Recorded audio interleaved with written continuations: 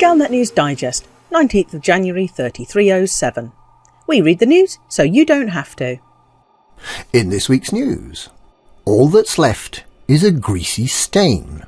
Boots in space for a little longer. A rotting heap of fish. Sidewinder fuel found. Save the space cow. And other news. All that's left is a greasy stain. All traces of Thyroid have been wiped out from both the Coalsack and the Witchhead nebulae. The task was completed on Monday evening, and the Thyroids are believed to have returned to the Coal 70 sector to nurse their wounds. Thankfully, they have the same rebuy privileges as Pilots Federation members, and they can get replacement scouts and interceptors for just 5% of the cost, so we can be confident that, soon enough, they'll be back.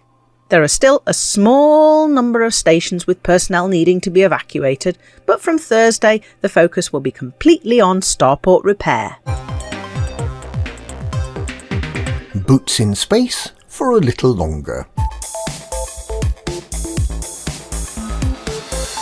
With the news last week that the Pilots Federation will be unable to negotiate walking permits for its members until later in the year, the Distant Worlds 3 expedition has been postponed until the last quarter of 3307, as all commanders must be able to land on planets with atmospheres and to walk about for the expedition to be a success. Meanwhile, thoughts are turning to what sort of compensation commanders using the PS and Xbox flight control systems might be entitled to for their walking permits being issued up to 6 months later than those for PC commanders. PS commanders have never had access to the legendary Cobra Mark IV, widely accepted as one of the most versatile ships in the Falcon de Lacy lineup, and perhaps this would be the right time to push for the ship to be made available to PS pilots. Meanwhile, Xbox commanders are said to be preferring the idea that they could be favoured with a range of pink paint jobs for their ships, possibly featuring Rainbow Dash and other stars of the My Little Pony Holovid series. A rotting heap of fish. Traders delivering supplies to the new Marlinist colonies that were established by the Sirius Corporation have complained about the sudden withdrawal of protection on Sunday after the completion of the bounty hunting task. Bounty hunters apparently reported that the vastly increased bounties they could claim for their work unaccountably also made the bounty hunting itself a lot more fun to do, so they made short work of the task. Traders are less than halfway through the task and are gamely continuing to deliver the supplies, but are beginning to wonder how the Marlinists can possibly need 96 million tonnes of animal meat, fruit and vegetables, grain and fish.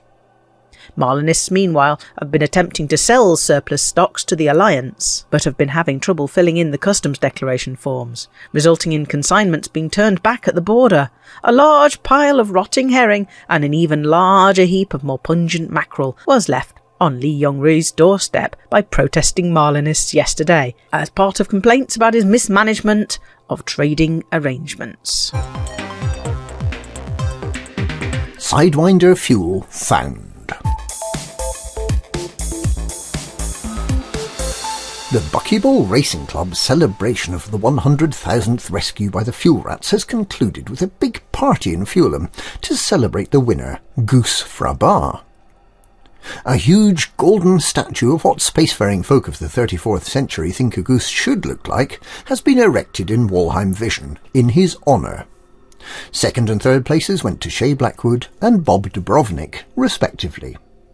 Meanwhile, the Fuel Rats are only a few hundred rescues short of actually rescuing more than 100,000 commanders, so if any obliging commanders would like to run out of fuel in the Fulham system, ideally just outside Walheim Vision, the Fuel Rats will be forever in their debt.